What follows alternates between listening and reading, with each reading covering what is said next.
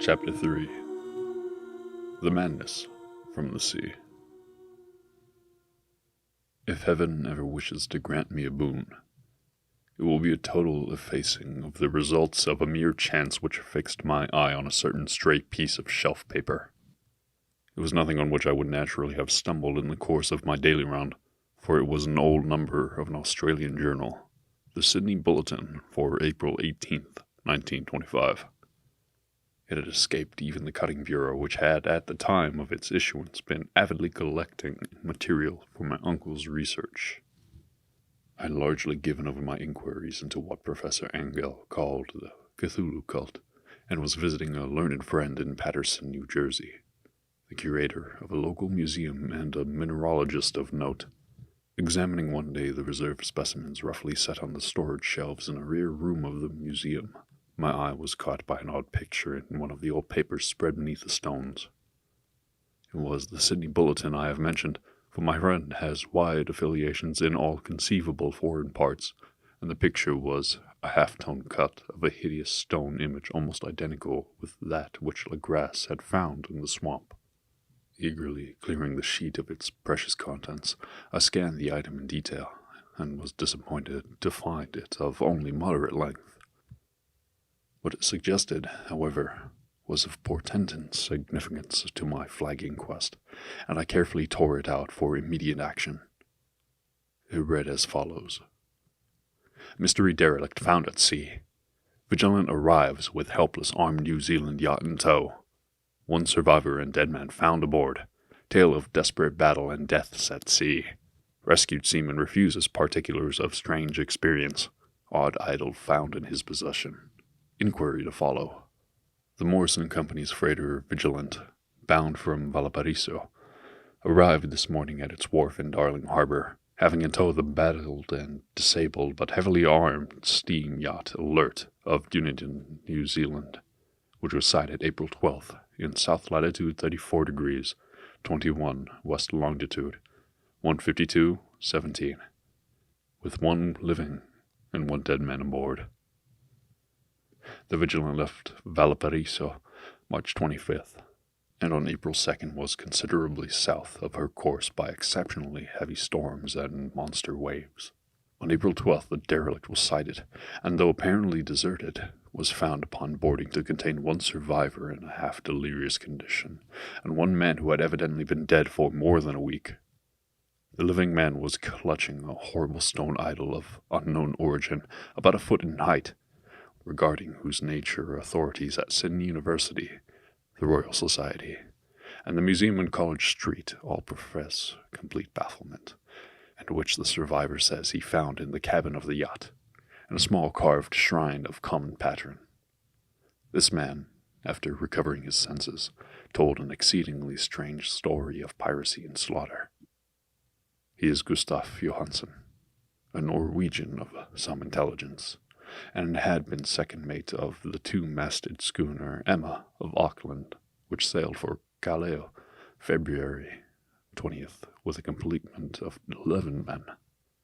The Emma, he says, was delayed and thrown widely south of her course by the great storm of March 1st, and on March 22nd in south latitude 49 degrees, 51 west longitude, 128 degrees, 34, encountered the Alert, manned by a queer and evil-looking crew of Kanakas and half-castes. Being ordered peremptorily to turn back, Captain Collins refused, whereupon the strange crew began to fire savagely and without warning upon the schooner with a particularly heavy battery of brass cannon forming part of the yacht's equipment. The Emma's men showed fight, says the survivor, and though the schooner began to sink from shots beneath the waterline, they managed to heave alongside their enemy and board her, grappling with the savage crew on the yacht's deck, and being forced to kill them all, the number being slightly superior because of their particularly abhorrent and desperate, though rather clumsy mode of fighting.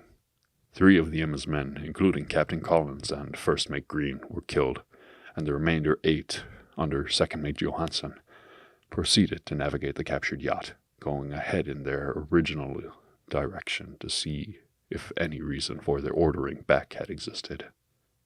The next day, it appears, they raised and landed on a small island, although none is known to exist in that part of the ocean, and 6 of the men somehow died ashore, though Johansen is queerly reticent about this part of the story, and speaks only of their falling into a rock chasm.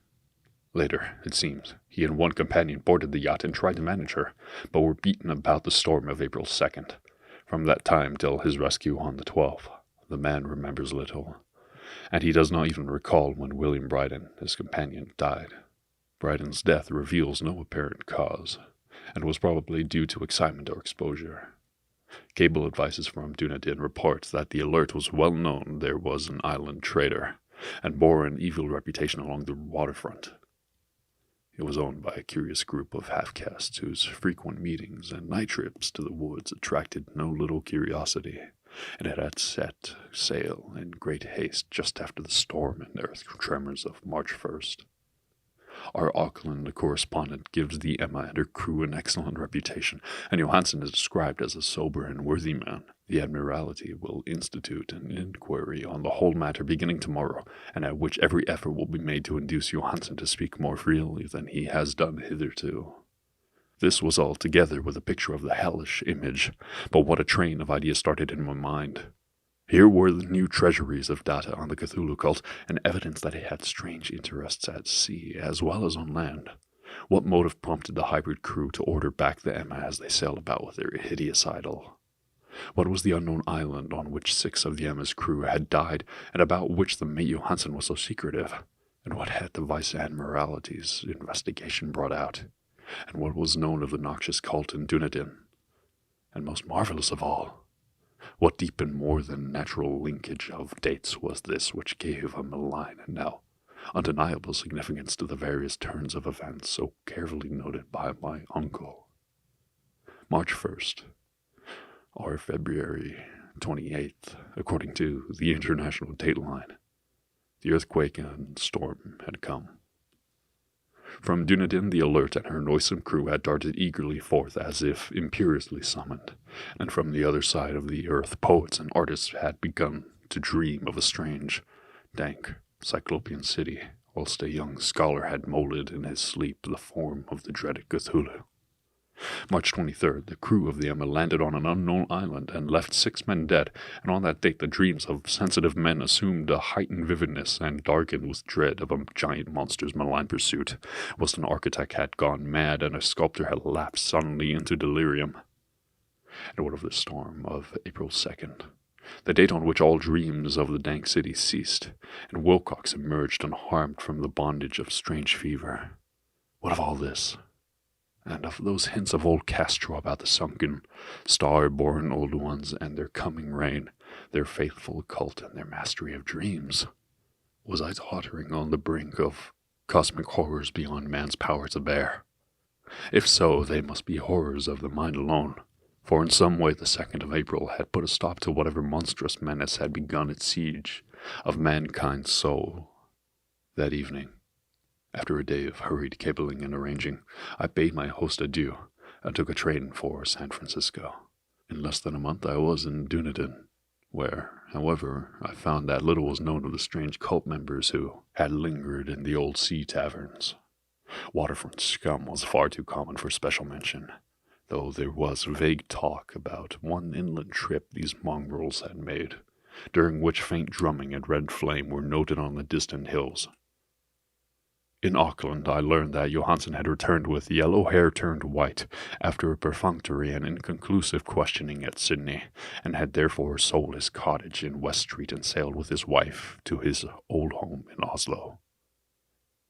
Of his stirring experience he would tell his friends no more than he had told the Admiralty officials, and all they could do was to give me his Oslo address. After that I went to Sydney and talked profitlessly with seamen and members of the Vice Admiralty Court.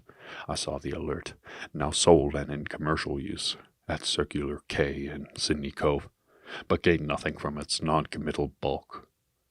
The crouching image with its cuttlefish head, dragon body, scaly wings, and hieroglyph pedestal was preserved in the museum at Hyde Park, and I studied it long and well, finding it a thing of balefully exquisite workmanship, and with the same utter mystery, terrible antiquity, and unearthly strangeness of material which I had noted in Legras's smaller specimen. Geologists, the curator told me, had found it a monstrous puzzle, for they vowed that the world held no rock like it. Then I thought with a shudder of what old Castro had told Legras about the primal great ones. They had come from the stars, and had brought their images with them. Shaken with a mental revolution I had never before known, I now resolved to visit mate Johansen in Oslo. Sailing for London, I re-embarked at once for the Norwegian capital, and one autumn day landed at the trim wharves in the shadow of the Egberg. Johansen's address, I discovered, lay in the old town of King Harald Hardrada, which kept alive the name of Oslo during the centuries that the greater city masqueraded as Christiania. I made the brief trip by taxicab, and knocked with palpitant heart at the door of an ancient building with plastered front. A sad-faced woman in black answered my summons, and I was stung with disappointment when she told me in halting English that Gustav Johansen was no more. He had not survived his return, said his wife, for the doings at sea in 1925 had broken him. He had told her no more than he had told the public, but had left a long manuscript of technical matters, as he said, written in English, evidently in order to safeguard her from the peril of casual perusal. During a walk through a narrow lane near the Gothenburg dock, a bundle of papers falling from an attic window had knocked him down. 2 Lascar sailors at once helped him to his feet, but before the ambulance could reach him, he was dead. Physicians found no adequate cause for the end, and laid it to heart trouble and a weakened constitution. I now felt gnawing at my vitals that dark terror which will never leave me till I, too, am at rest, accidentally or otherwise. Persuading the widow that my connection with her husband's technical matters was sufficient to entitle me to his manuscript, I bore the document away and began to read it on the London boat. It was a simple, rambling thing, a naive sailor's effort at a post-facto diary, and strove to recall day by day that last awful voyage. I cannot attempt to transcribe it verbatim in all its cloudiness and redundance, but I will tell its gist enough to show why the sound of the water against the vessel's sides became so unendurable to me that I stopped with my ears with cotton. Johansen, thank God, did not know quite all, even though he saw the city and the thing. But I shall never sleep calmly again when I think of the horrors that lurk ceaselessly behind life in time and in space, and all those unhallowed blasphemies from elder stars which dream beneath the sea, known and favored by a nightmare cult, ready and eager to loose them on the world whenever another earthquake shall heave their monstrous stone city again to the sun and air. Johansen's voyage had begun just as he told it to the Vice Admiralty. The Emma, in ballast, had cleared Auckland on February 20th, and had felt the full force of that earthquake-born tempest, which must have heaved up from the sea bottom the horrors that filled men's dreams. Once more under control, the ship was making good progress when held up by the Alert on March 22nd, and I could feel the mate's regret as he wrote of her bombardment and sinking. There was some peculiarly abominable quality about them which made their destruction seem almost a duty, and Johansen shows ingenious wonder at the charge of ruthlessness brought against his party during the proceedings of the Court of Inquiry. Then, driven ahead by curiosity in their captured yacht under Johansen's command, the men sight a great stone pillar sticking out of the sea, and in south latitude 49 degrees 9, west longitude 126 degrees 43. Come upon a coastline of mingled mud, ooze, and weedy cyclopean masonry which can be nothing less than the tangible substance of Earth's supreme terror, the nightmare corpse city of R'lyeh, that was built in measureless aeons behind history by the vast, loathsome shapes that seep down from the dark stars.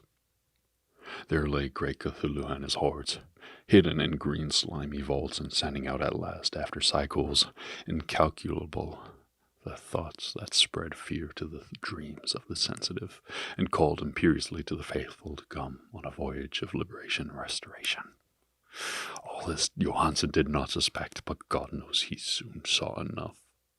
I suppose that only a single mountaintop, the hideous monolith-crowned citadel whereon great Cthulhu was buried, actually emerged from the waters.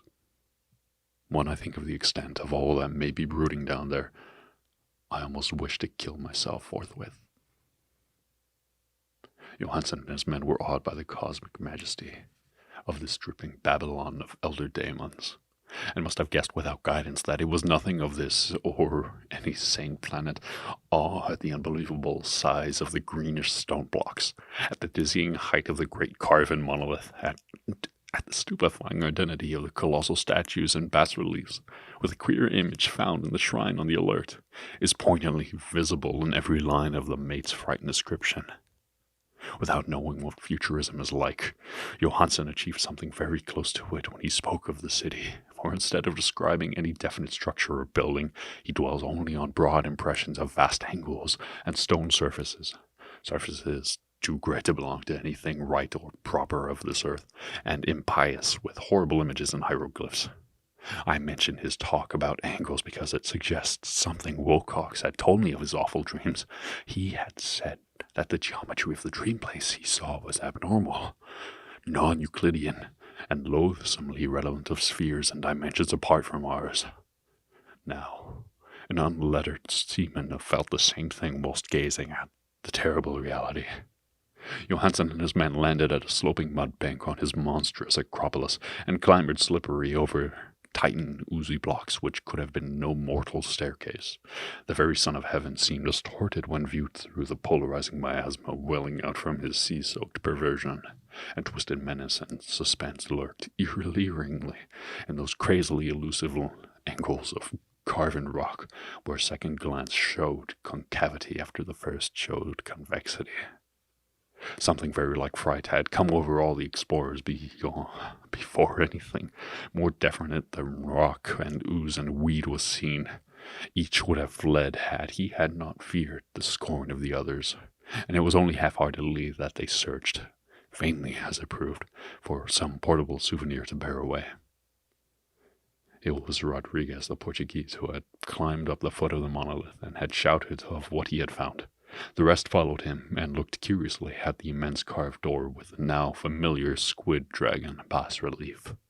It was, Johansen said, like a great barn door, and they all felt that it was a door because of the ornate lintel threshold and jambs around it, though they could not decide whether it lay flat like a trapdoor or slantwise like an outside cellar door. As Wilcox would have said, the geometry of the place was all wrong. One could not be sure that the sea and ground were horizontal, hence the relative position of everything else seemed phantasmally variable. And everyone watched the queer recession of the monstrously carven portal. In this fantasy of prismatic distortion, it moved anonymously in a diagonal way, so that all the rules of matter and perspective seemed upset. The aperture was black with a darkness almost material. That tenebrousness was, indeed, a positive quality, for it obscured such parts of the inner walls as ought to have been revealed, and actually burst forth like smoke from its aeon-long imprisonment, visibly darkening the sun as it slunk away in the shrunken and gibbous sky on flapping membranous wings. The odor arising from the newly opened depths was intolerable, and at length the quick-eared Hawkins thought he heard a nasty, slopping sound down there. Everyone listened, and everyone was listening still, when it lumbered slobberingly into sight, and gropingly squeezed its gelatinous green immensity through the black doorway into the tainted outside air of that poisoned city of madness. Poor Johansen's handwriting almost gave out when he wrote of this. Of the 6 men who never reached the ship, he thinks 2 perished of fright in that accursed instant. The thing cannot be described. There is no language for such abysms of shrieking and immemorial lunacy, such eldritch contradictions of all matter, force, and cosmic order. A mountain walked or stumbled God, What wonder that across the earth a great architect went mad, and poor Wilcox raved with fever in that telepathic instant. The thing was of the idols, the green sticky spawn of the stars, had awakened to claim his own. The stars were right again, and what an age-old cult had failed to do by design, a band of innocent sailors had done by accident. After vigintillions of years, great Cthulhu was loose again, and ravening for delight. 3 men were swept up by the flabby claws before anybody turned. God rest them, if there be any rest in the universe.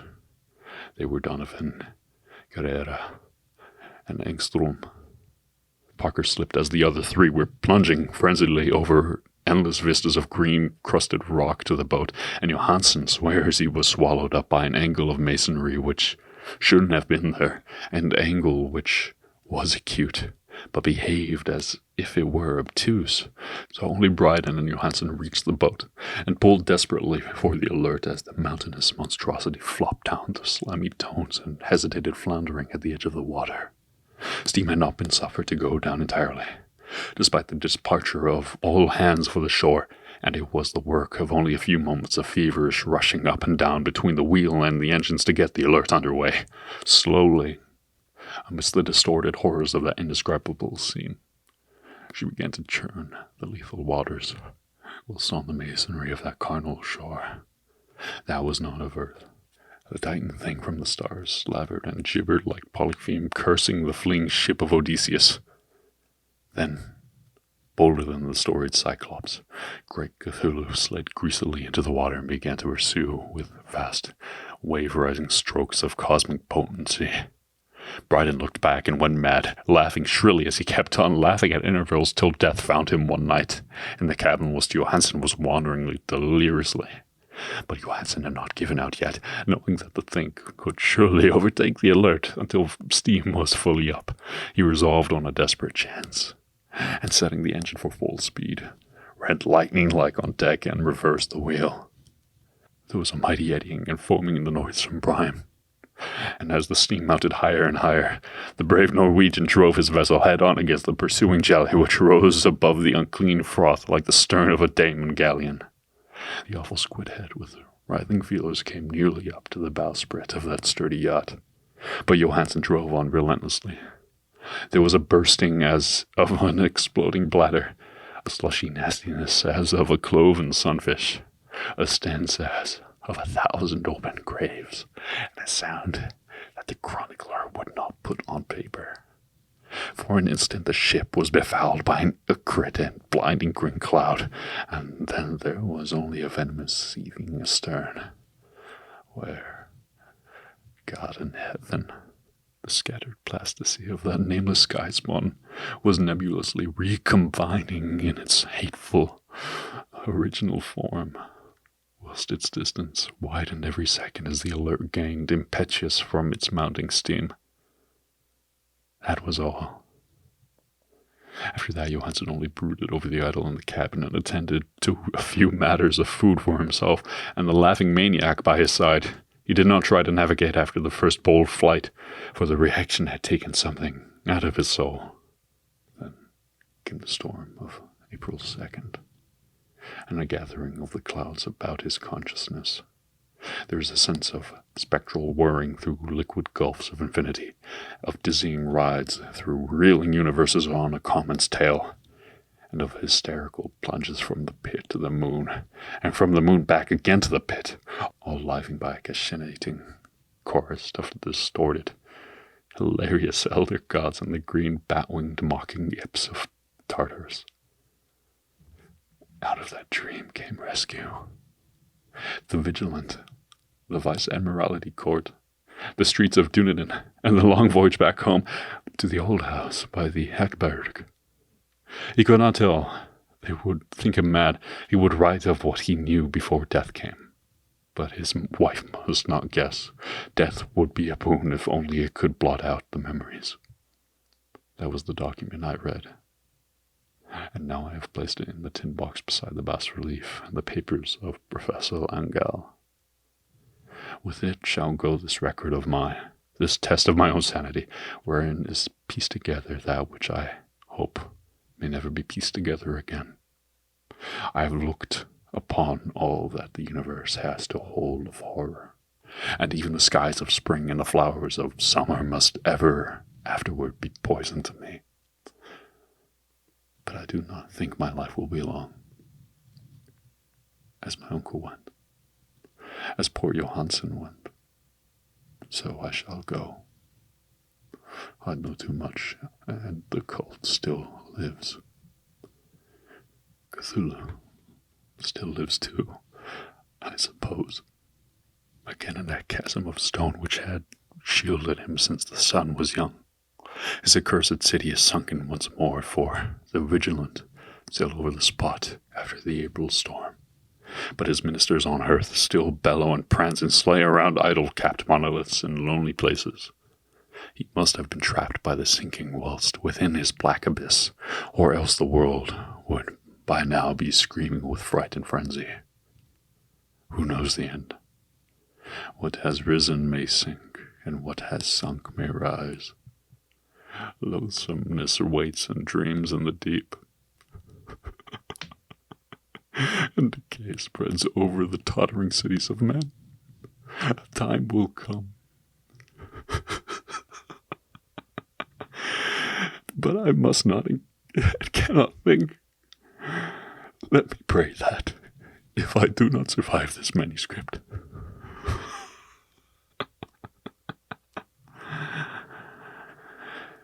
my executors may put caution before audacity, and see that it meets no other eye.